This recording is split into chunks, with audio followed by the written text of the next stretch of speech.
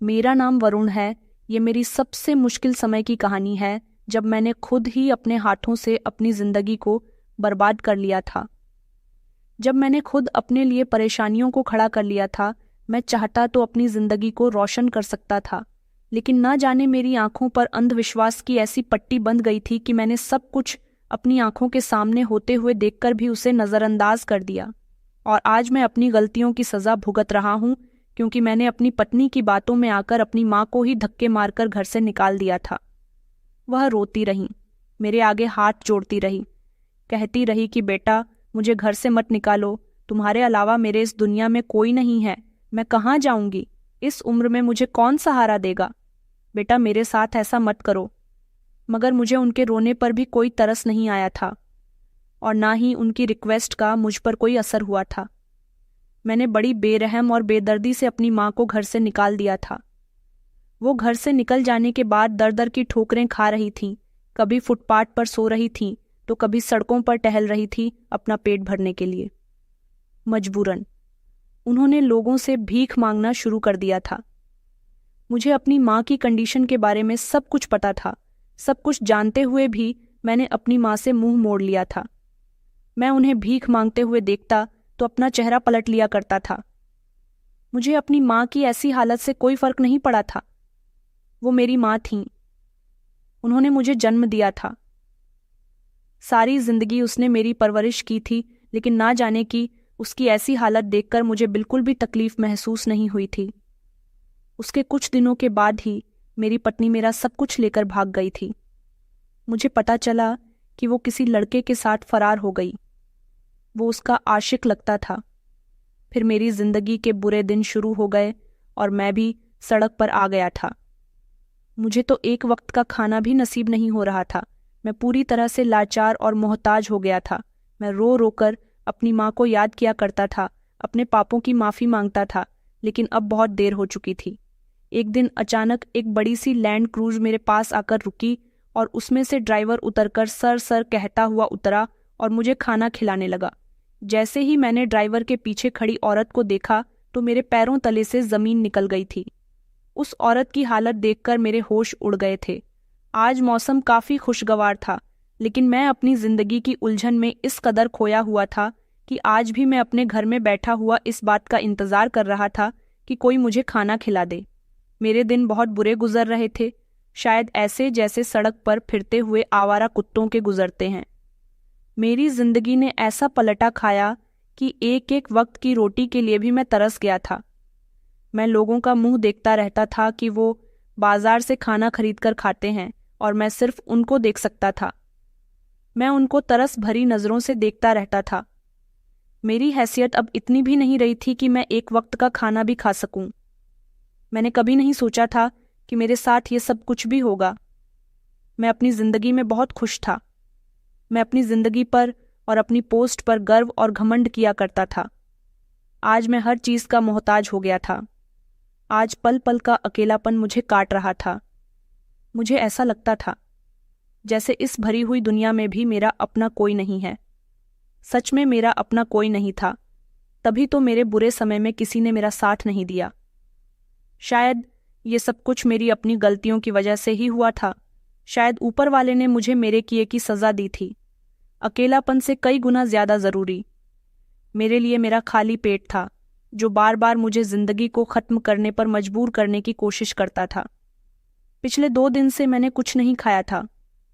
मुझे बहुत तेज की भूख लग रही थी। बस मन कर रहा था कि मुझे कुछ भी खाने को मिल जाए। आज मेरी हिम्मत जवाब दे गई थी। शरीर बिल्कुल कमजोर हो गया था। ऐसा लग रहा था जैसे खाना न मिलने की वजह से ब्लड प्रेशर डाउन हो रहा था। मेरी बर्दाश्त की हद खत्म हो रही थी। मैं रो रो कर थक चुका था। मैं जानता था कि मेरी यह हालत किसी वजह से हुई है। हर चीज का मुझे बहुत अच्छे से पता था, फिर भी मैं यह नहीं जानता था कि आने वाले समय में मेरा अंजाम कैसा होगा। फिर भी पहले मैंने अपने अंजाम के बारे में नहीं सोचा, लेकिन अब जब मुझे मेरे कर्मों की सजा मिल रही है तो मैं अपने सारे गुनाहों पर शिद्दत से शर्मिंदा था। मैं नहीं जानता था कि मेरे ये बुरे कर्म मुझे कहाँ लाकर खड़ा कर देंगे। काफी देर तक मेरी आंखों में नमी रहने के बाद सारा नज़ारा मुझे धुंधला धुंधला सा लगने लगा था और वही घर जो कभी मेरा हुआ करता था, मेरे रहने का सहारा हुआ करता था, आज वही घर मुझे काट खाने को दौड़ने लगा था।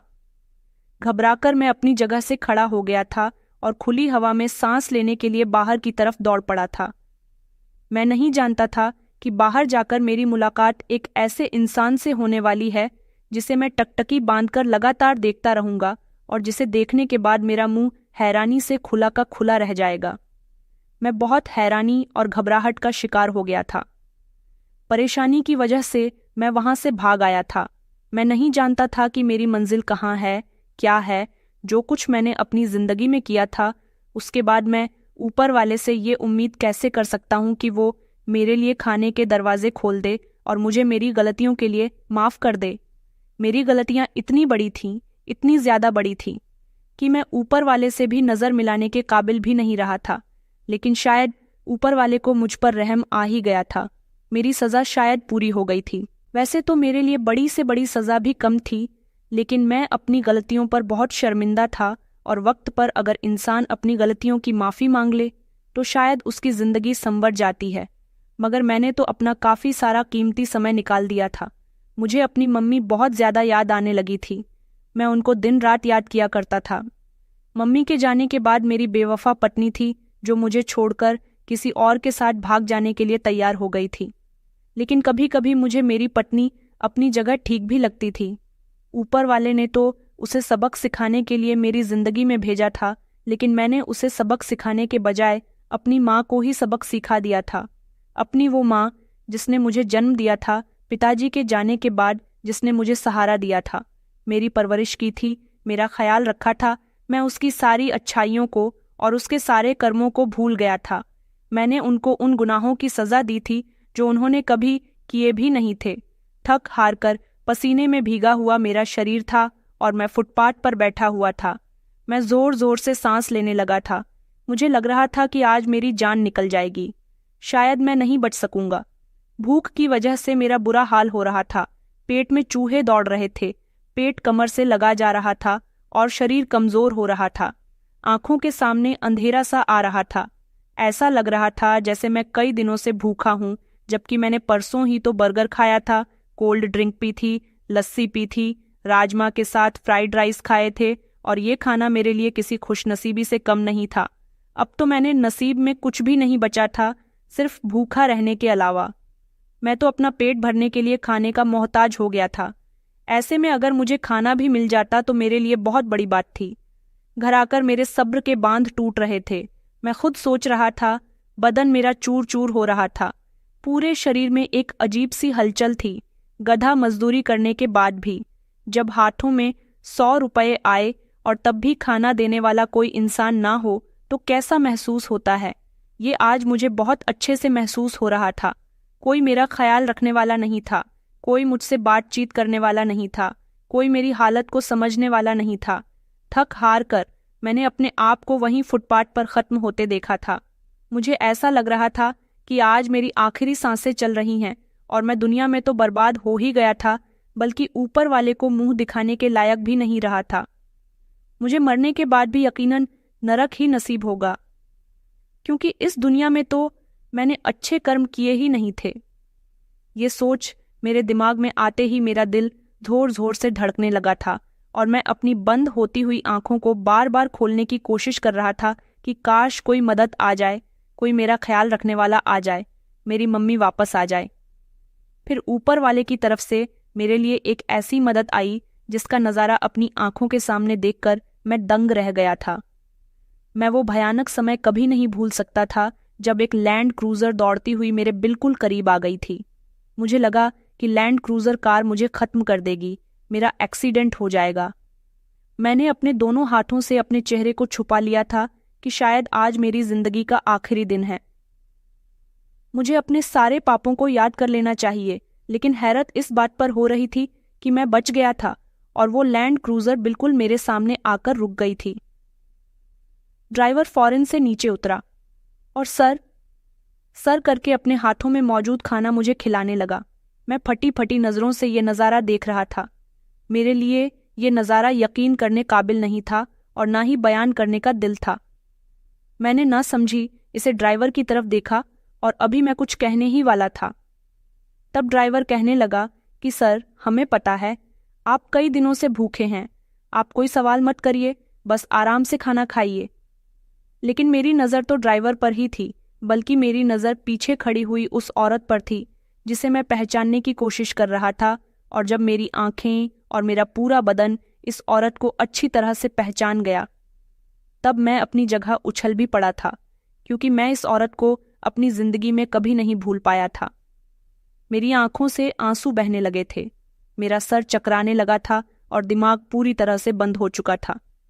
मैंने खुद से सवाल किया, भला ये सब कैसे हो सकता है? मैंने अपनी आंखों से खुद ये नज़ारा देखा था और उसके बाद मेरा दिमाग धीरे धीरे अंधेरे में डूबने लगा था। शायद ये सदमे का असर था कि मैंने इस औरत को पहचान लिया और अब मेरे दिल में एक अजीब सी खुशी थी जिसको मैं बर्दाश्त नहीं कर पा रहा था। इसके बाद मैं होश खोने लगा था और बेहोशी की दुनिया में कदम रखने लगा।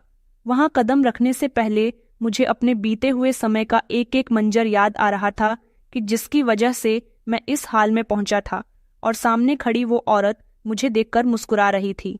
इस औरत की मुस्कुराहट ने मुझे सब कुछ याद दिला दिया था कि वो भी मुझे कभी नहीं भूली है और उसने मुझे हमेशा याद रखा हुआ है। तब भी जब मेरी सांसें उखड़ रही थीं तो उसने मुझे अपने लिए और ऊपर वाले के हुक्म के लिए बचाने की कोशिश की थी, और उसके ऐसे बचाने से मेरे अंदर ताजगी दौड़ रही थी।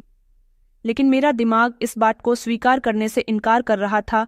तो फिर मेरा दिमाग धीरे धीरे पुराने सदमे के अंधेरे में डूबने लगा था और मेरी बंद होती हुई आंखों से जो आखिरी नज़ारा मैंने देखा था वो मेरा गुजरा हुआ कल था, जहां मैंने एक औरत पर बहुत सारे जुल्म किए थे, वहीं जिसका नतीजा आज मैं भुगत रहा था।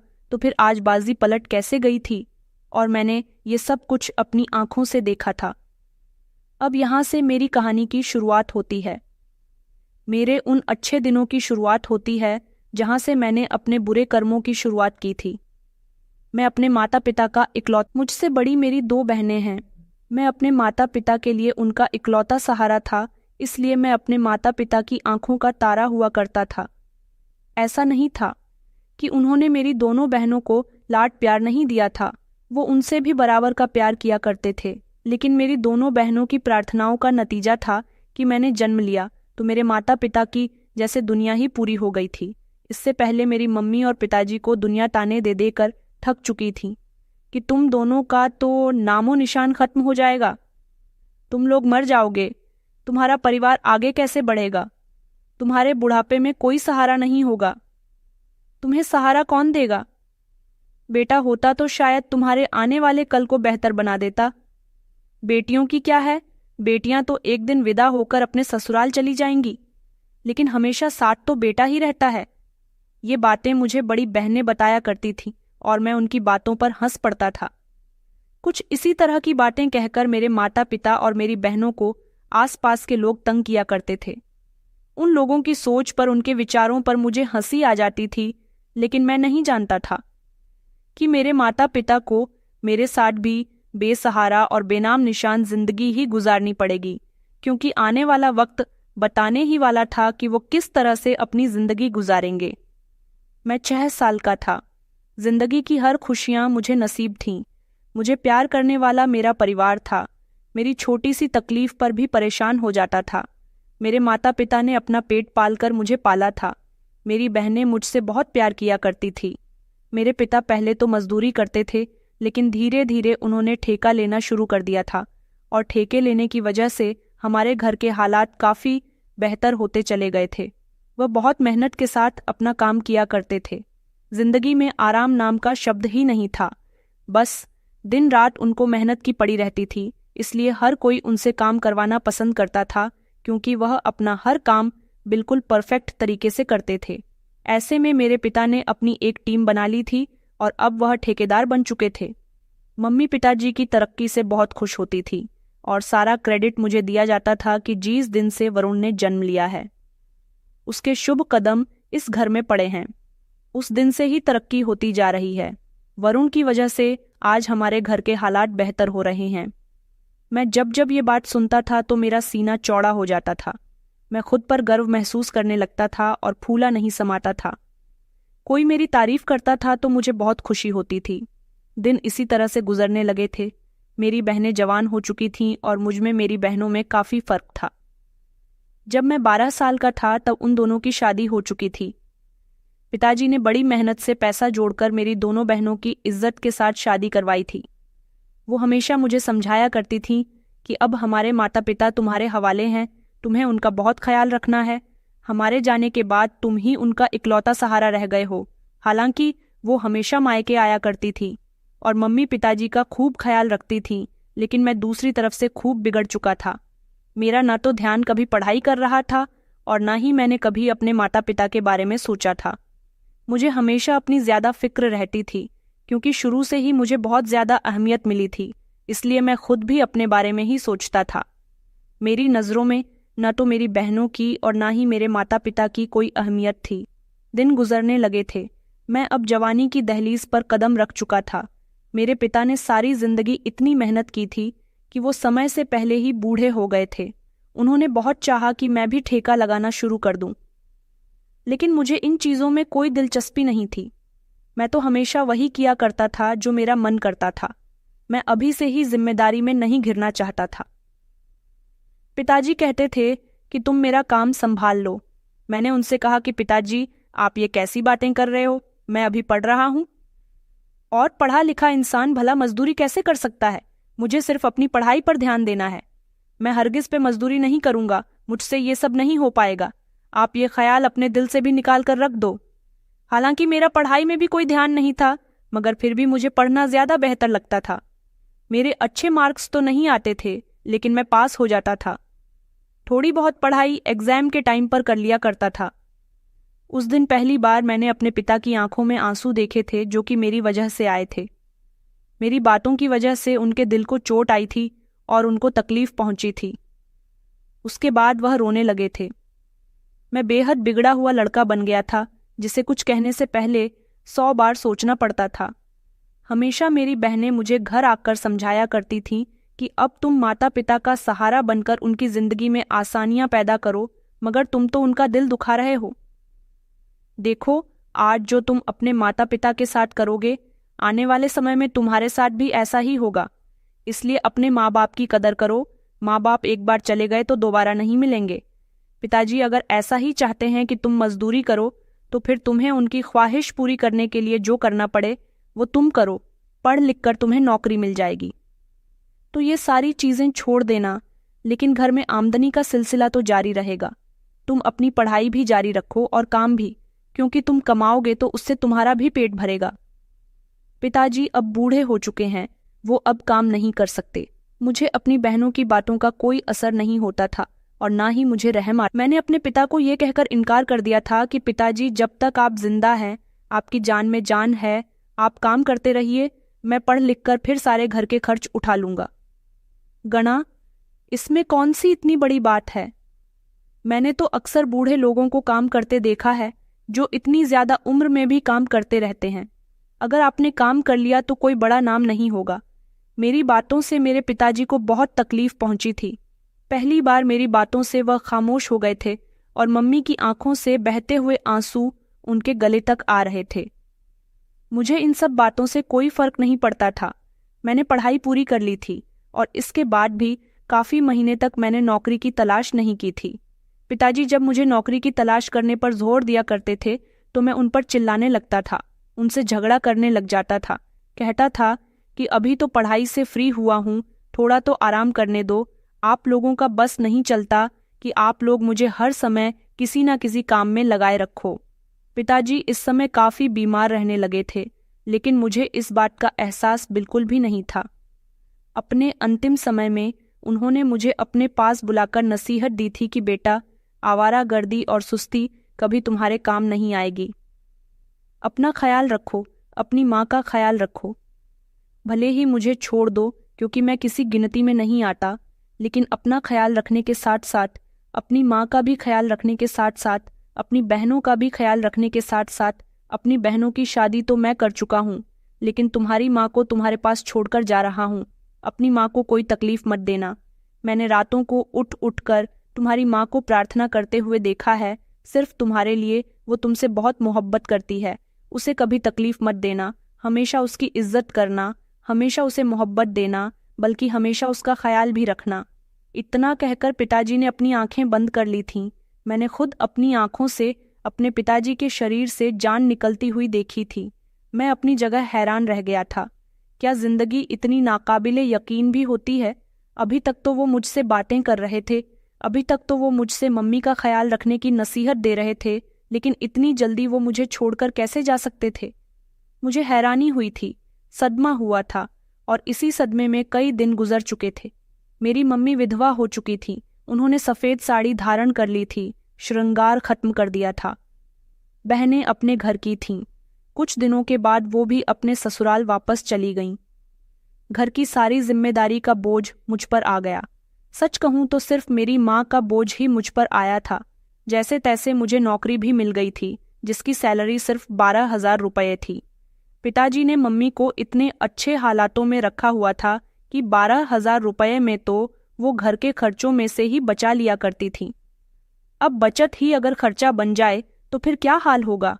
घर का मम्मी अच्छी तरह से जान गई थी। उन्होंने मुझे हौसला दिया था और कहा था कि बेटा सब्र करो, तुम्हारी सैलरी में मैं जैसे तैसे एडजस्ट कर ही लूंगी, तुम्हें परेशान होने की ज़रूरत नहीं है। मम्मी ने घर में ही सिलाई कढ़ाई का काम शुरू कर दिया था। वो लगभग 55 साल की उम्र की थी, तजुर्बेकार थीं और सारे काम अच्छे से जानती थीं। मेरी उम्र उस समय 24 साल थी। मुझे अपनी माँ की विधवा होने की कोई फिक्र नहीं थी। मैंने अपने मोहल्ले की एक लड़की को पसंद कर लिया था।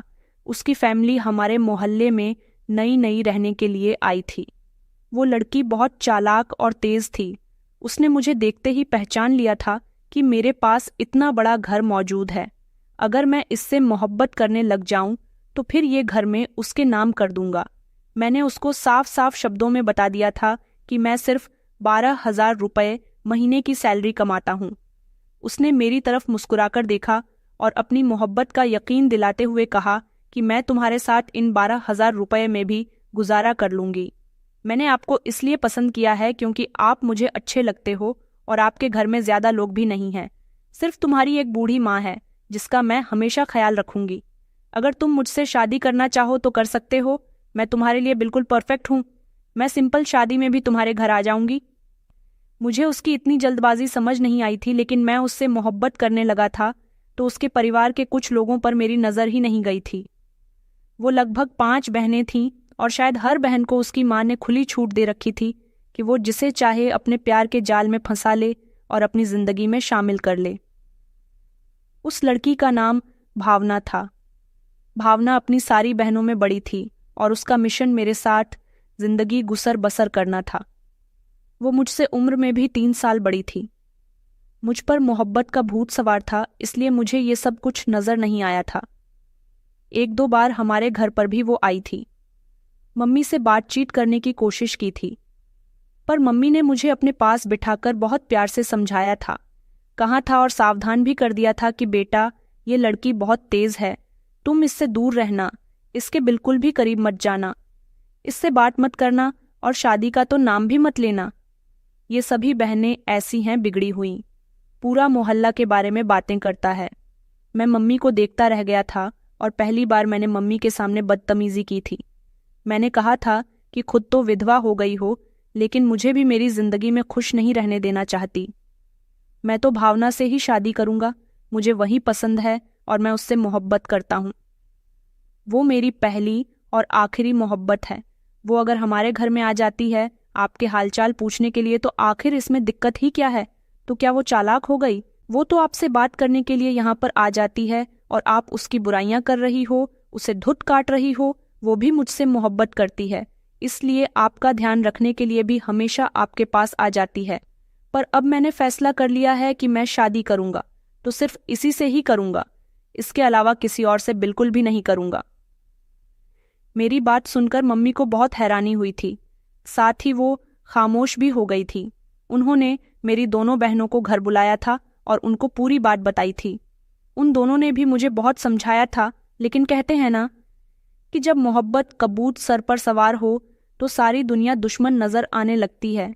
मेरे साथ भी इस समय यही हुआ था। खुशकिस्मती से मुझे पसंद के मुताबिक ही नौकरी मिल गई थी और जहां 12,000 रुपये सैलरी थी वो अब 40,000 रुपये तक पहुंच गई थी।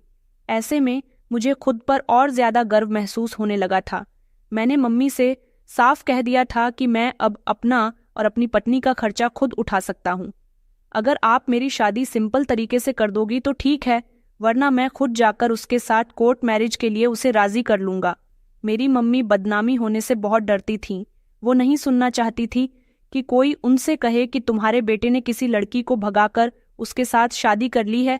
इसलिए मम्मी ने मुझे इजाजत दे दी थी और वो खुद ही इज्जत के साथ भावना के घर रिश्ता लेकर गई थी, जहां उनके ढंग, आदत और तौर तरीके को देखकर मम्मी को बहुत ज्यादा तकलीफ हुई थी।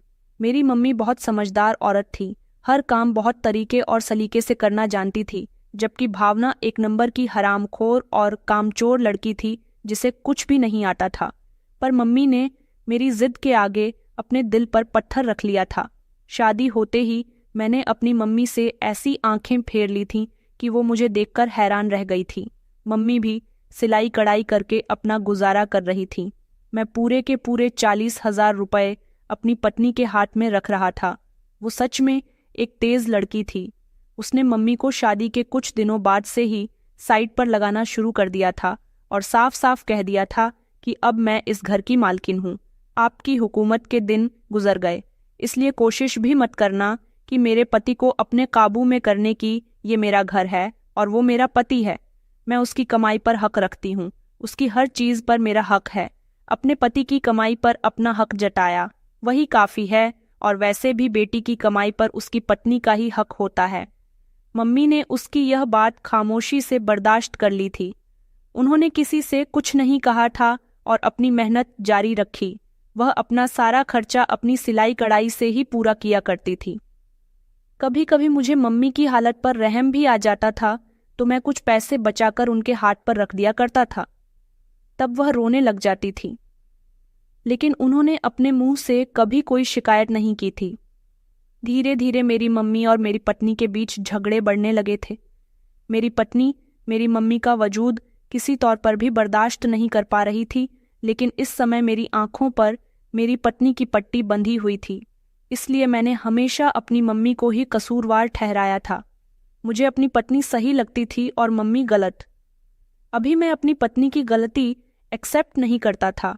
शादी को 1 महीना ही हुआ था कि मेरी पत्नी ने शोर मचाना शुरू कर दिया था कि उसकी अलमारी से उसके जेवर गायब हो गए। मैंने तो पहली बार उसे डांटा था कि तुम मेरी मम्मी पर इल्जाम नहीं लगा सकती, उन्होंने सारी जिंदगी इज्जत से गुजारी है, वो भला क्यों चोरी करेंगी। लेकिन वो जिद पर आ गई थी कि तुम्हारी माँ के कमरे की तलाशी ली जाए। अगर वहां से मेरे जेवर निकल आते हैं तो इसका मतलब यही है कि मैं सच्ची हूँ और यही सच है कि तुम्हारी मम्मी चोर है। उस दिन मुझे अपनी मम्मी पर बहुत रहम आया था। वो अपने दोनों हाथ जोड़कर मेरे आगे गिड़गिड़ा रही थी, रो रही थी, कह रही थी कि बेटा मैं चोर नहीं हूँ, तुम्हारी पत्नी ने मुझे चोर बनाया है। मैंने खुद अपनी आंखों से देखा है कि उसने सारे जेवर उठाकर मेरी अलमारी में रखकर ये हंगामा किया है ताकि तुम मुझे घर से निकाल दो। अब फैसला तुम्हारे हाथ में है।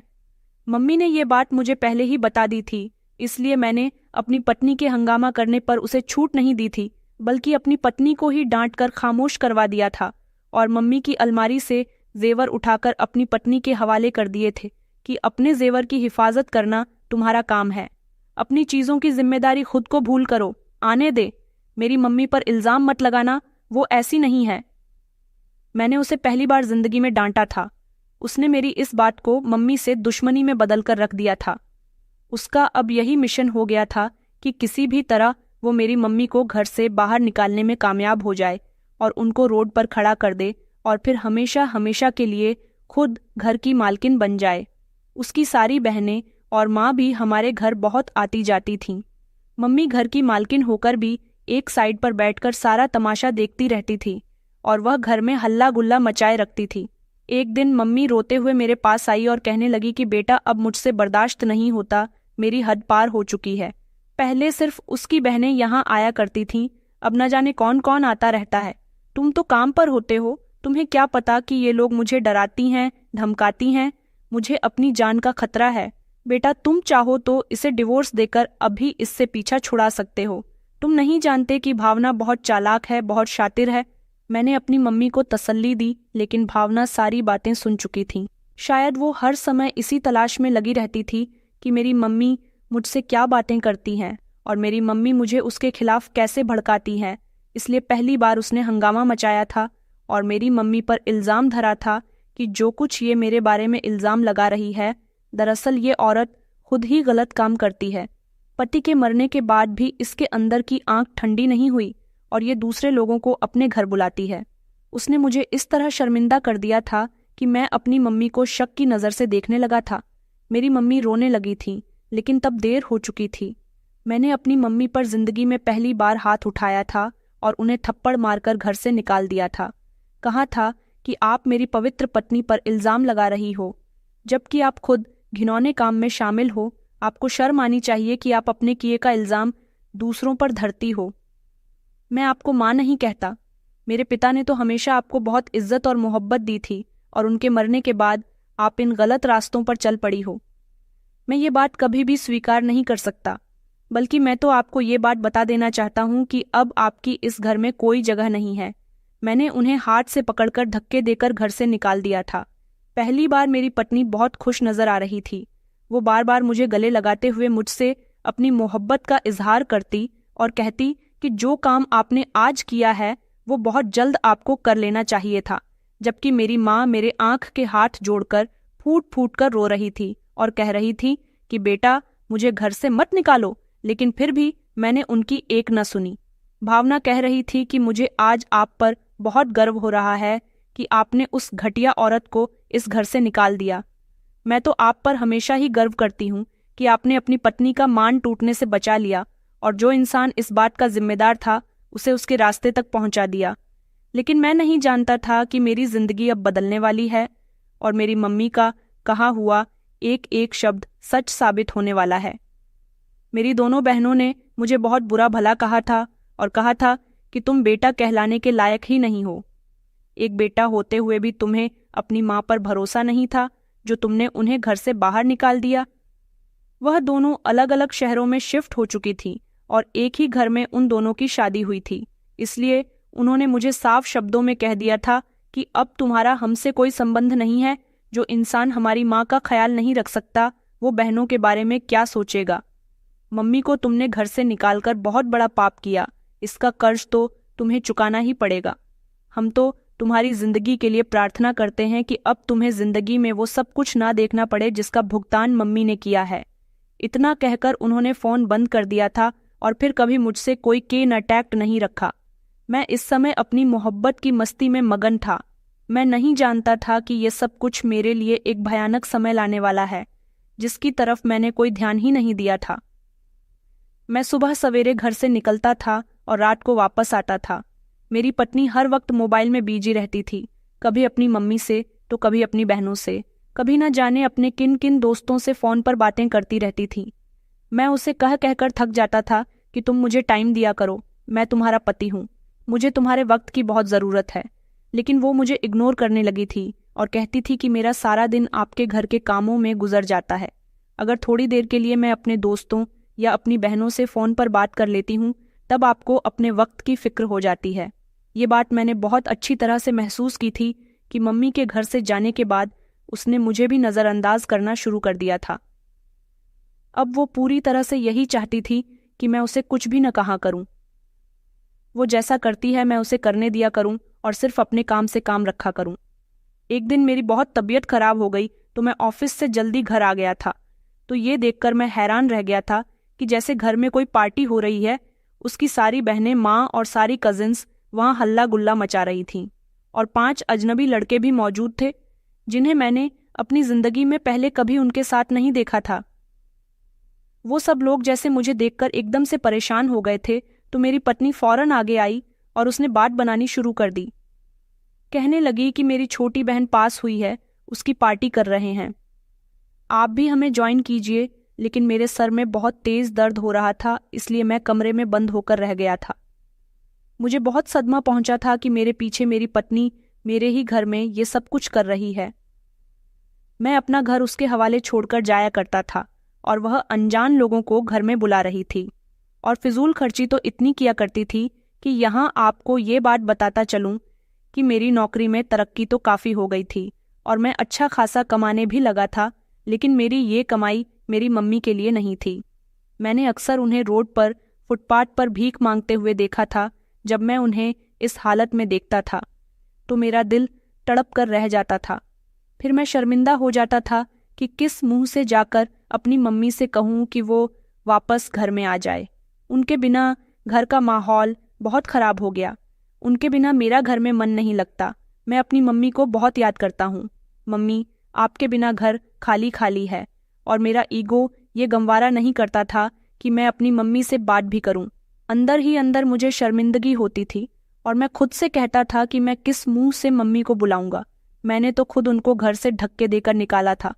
मैं अक्सर उन्हें फुटपाथ पर रोते हुए और लोगों से भीख मांगते हुए देखता था तो मेरा दिल जैसे टूटकर कई टुकड़ों में बंट जाता था।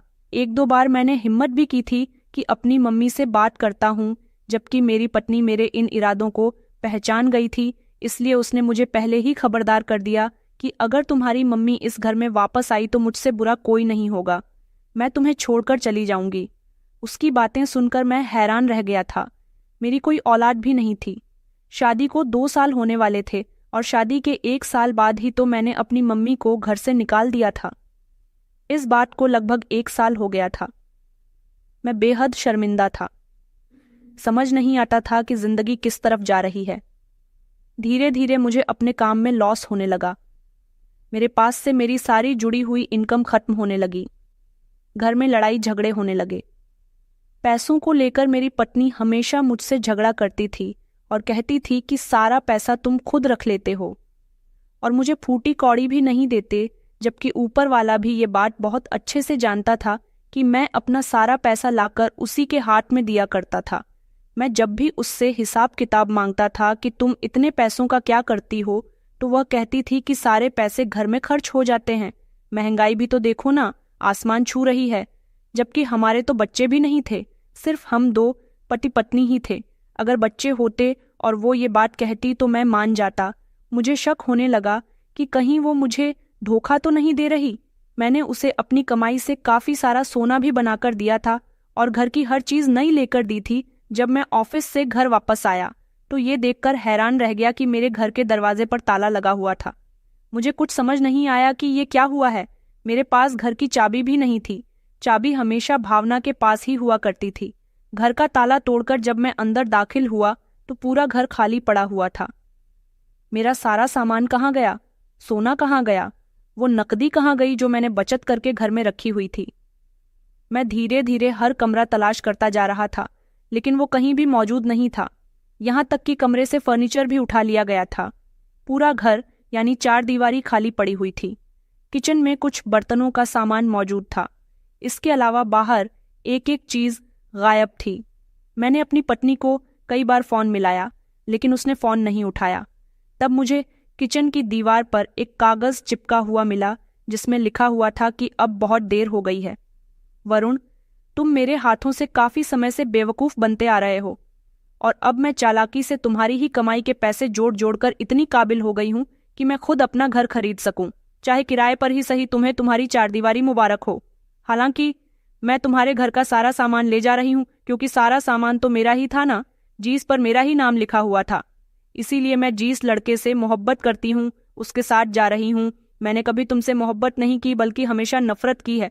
इसलिए मैं जिस लड़के से मोहब्बत करती हूँ उसके साथ जा रही हूँ। मैंने कभी तुमसे मोहब्बत नहीं की, बल्कि हमेशा नफरत की है। तुम्हें सीढ़ी बनाकर सारी चीजों पर कब्जा जमाना ही मेरा सपना था, और जिसकी वजह से मैं आज अपने बॉयफ्रेंड के साथ जा रही हूँ। तुम्हें तुम्हारी तन्हाई मुबारक हो। तुम तो इस कदर बदतमीज इंसान हो कि अपनी माँ को ही अपने हाथों से धक्के देकर घर से निकाल दिया था, जबकि मेरी माँ तो एक बिगड़ी हुई औरत थी। फिर भी हमने उसे कभी इस बात का ताना तक नहीं दिया। तुम्हारी बदतमीजी इस बात की निशानी है कि तुम अपनी माँ से कितनी मोहब्बत करते थे, लेकिन अब भी कुछ नहीं हो सकता। तुम्हारी पत्नी अपने बॉयफ्रेंड के साथ भाग गई है। पूरे मोहल्ले में मेरी बदनामी होगी, मैं जानती हूँ, लेकिन मुझे कोई फर्क नहीं पड़ता। मैंने अपने बॉयफ्रेंड के साथ शादी करने के लिए ही तो इतना बड़ा खेल खेला था। तुम्हें सीढ़ी बनाकर पैसा जमा कर नहीं मेरा काम था। यहाँ तक कि तुमने जितना सोना मुझे बनवाकर दिया था, अब वो सब भी मैं लेकर जा रही हूँ। अपना ख्याल रखना और मेरे बारे में बिल्कुल मत सोचना। उसका ये खत पढ़कर मेरे पैरों तले से जमीन निकल गई और मैं थर थर कांपने लगा कि भला ये कैसे हो सकता है। मैं काफी देर वहीं दीवार से टेक लगाकर फूट फूट कर रोता रहा।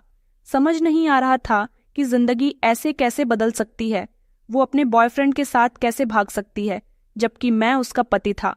उसने एक बार भी मेरे बारे में नहीं सोचा। इस सदमे को बांटने के लिए मैंने अपनी मम्मी को तलाश किया। वो मुझे कहीं नजर नहीं आई, बल्कि वो मुझे कई महीनों से कहीं नजर नहीं आ रही थी। और जब वो नजर आ जाती थी तो मैं रुक फिर कर अपने घर वापस आ जाता था। मैं कैसा बेटा था ना, मैं अच्छा बेटा बन सकता, न मैं अच्छा भाई बन सका और ना ही मैं अच्छा पति बन सका। शायद मैं अपनी पत्नी को अपने साथ लगाकर रखता तो शायद वो मेरे साथ बेवफाई करके न भागती। ये शायद उसकी रग रग में ही बेवफाई लिखी हुई थी। मैंने ही सब कुछ नजरअंदाज किया था। मैंने ही उसे इतनी छूट दे रखी थी कि वो ये कदम उठा सके। मगर एक ऐसे बेवफा इंसान को कौन कब तक अपने साथ बांध कर रख सकता है। वो कभी न कभी उसके साथ बेवफाई जरूर करेगा। जो वो पहले मेरे साथ कर चुकी है उसके साथ भी बिल्कुल ऐसा ही होगा। मैं अपने आप को बहुत अकेला महसूस करने लगा था। मुझे समझ ही नहीं आती थी कि मेरी जिंदगी के साथ ये कैसा खेल खेला गया है। पूरा घर मुझे काट खाने को दौड़ता था। मैं 2 वक्त की रोटी का भी मोहताज हो गया था। उसी टेंशन और परेशानी की वजह से ऑफिस वालों ने भी मेरी परफॉर्मेंस से मुझे रूठते हुए देखा और उन्होंने मुझे साफ साफ शब्दों में कह दिया था कि 1 महीने के अंदर अगर आपकी परफॉर्मेंस बेहतर नहीं हुई तो आपको ये कंपनी छोड़कर जाना होगा। मैं उन्हें क्या बताता कि मेरी जिंदगी में एक और नई उलझन आ जाएगी तो कोई नई बात नहीं होगी। मैं अच्छी तरह जानता था कि मेरे उन पापों की सजा है जो मैंने खुद अपने हाथों से किए थे। मैंने खुद अपनी माँ को अपने हाथों से धक्के देकर घर से बाहर निकाला था। अब मेरे यही हाथ लाचार हो चुके थे और 2 वक्त की रोटी के लिए भी तरस गए थे, क्योंकि ऑफिस वालों ने जब मेरी परफॉर्मेंस को चेक किया तो 2 महीने तक की मेरी परफॉर्मेंस ठीक नहीं हुई थी। टेंशन की वजह से मैं अपने काम पर ध्यान नहीं दे पा रहा था। भूख प्यास से मेरा बुरा हाल होता था। फिर बहुत ही ज्यादा ऑफिस में मेरी बुरी परफॉर्मेंस रही तो उन्होंने मुझे फौरन से वार्निंग लेटर जारी कर दिया, जिसके बाद मुझे नौकरी छोड़कर जाना ही था। मैं अब अपनी 4 दीवारी में कैद होकर रह गया। मुझे खाने के भी लाले पड़ गए थे।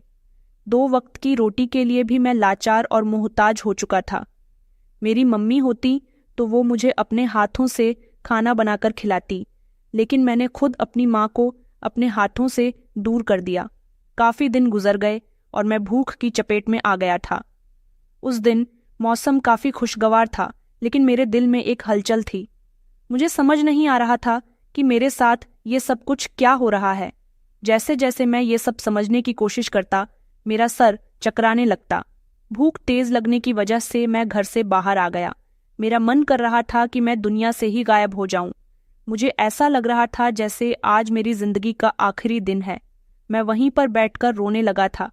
एक एक लम्हा मेरे बीते हुए समय का मेरी आंखों के सामने घूम रहा था। मैं कितना जालिम था। मैंने अपनी माँ को दरबदर कर दिया। मैंने जुल्म की हद पार कर दी तो मेरी पत्नी ने बेवफाई करके साबित कर दिया कि इंसान जो करता है वही भरता है। आज मुझे अपना एक एक गुनाह याद आ रहा था। इससे पहले कि मैं चक्कर खाकर गिरने लग जाता, एक लैंड क्रूजर मेरे पास आकर रुकी। मैं हैरान हुआ। मुझे लगा कि ये लैंड क्रूजर मुझे कुचल कर चली जाएगी, लेकिन वो बिल्कुल मेरे सर पर आकर रुकी थी और उसमें से एक इंसान निकलकर मेरी तरफ बढ़ा।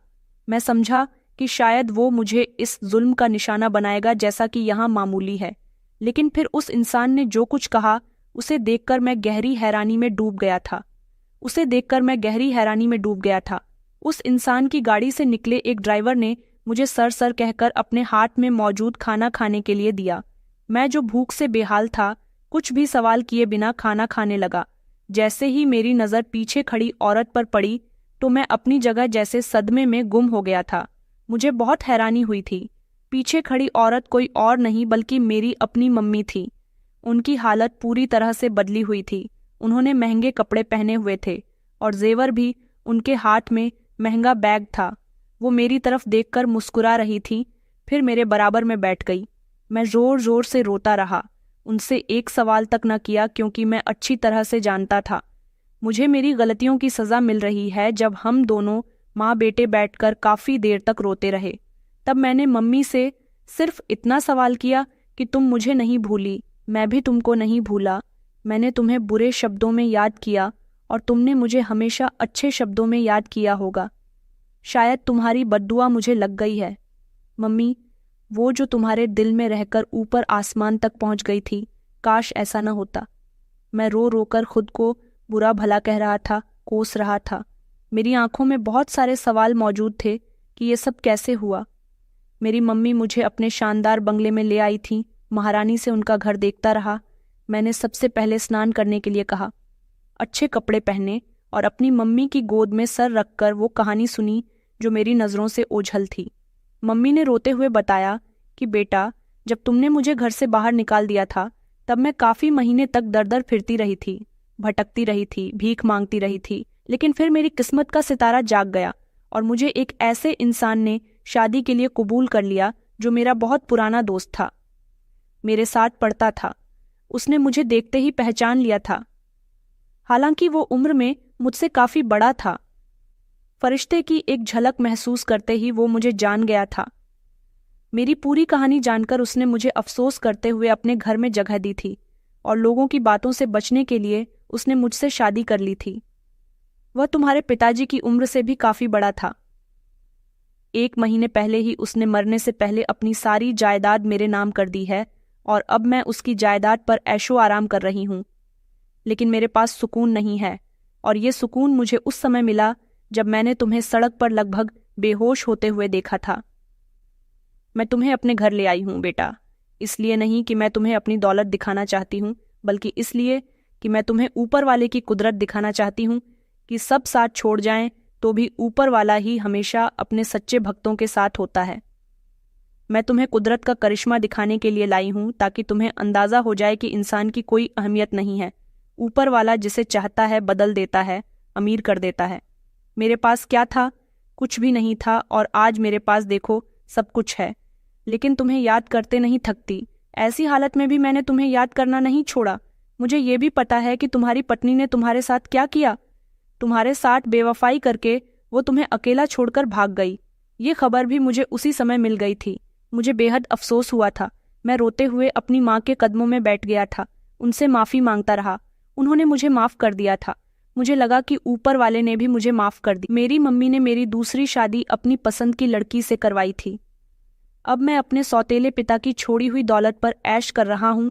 अपना कारोबार खोल लिया है, मेरा एक बेटा भी है और अब अपनी मम्मी के साथ खुशहाल जिंदगी गुजार रहा हूँ। बहनों ने भी मुझे माफ़ कर दिया। उनसे दोबारा बातचीत शुरू हो गई। माता पिता का कहना न मानने वालों के साथ यही होता है। दुनिया का सबसे बड़ा पाप यही है कि अपने माता पिता की इज्जत न करना। आज भी जब मैं पीछे मुड़कर देखता हूँ तो सोचता हूँ कि काश वो सब न होता जो मेरे हाथों से हुआ, लेकिन अब सुकून है। मैं अपनी पत्नी, बच्चों और मम्मी के साथ सुकून भरी जिंदगी गुजार रहा हूँ और मैं सबको यहाँ यही नसीहत देना चाहता हूँ कि कभी भी अपने रिश्तों को दूसरों के कहने पर न छोड़ना, उनसे दूर न हो जाना, बल्कि हमेशा उनसे प्यार मोहब्बत से पेश आना। कोई परेशानी हो तो आपस में मोहब्बत से बैठकर उसे सॉल्व कर लेना। तो दोस्तों, कहानी कैसी लगी कमेंट में ज़रूर बताएं। वीडियो अच्छी लगी तो इसे लाइक करें और हमारे चैनल को सब्सक्राइब करना ना भूलें। धन्यवाद।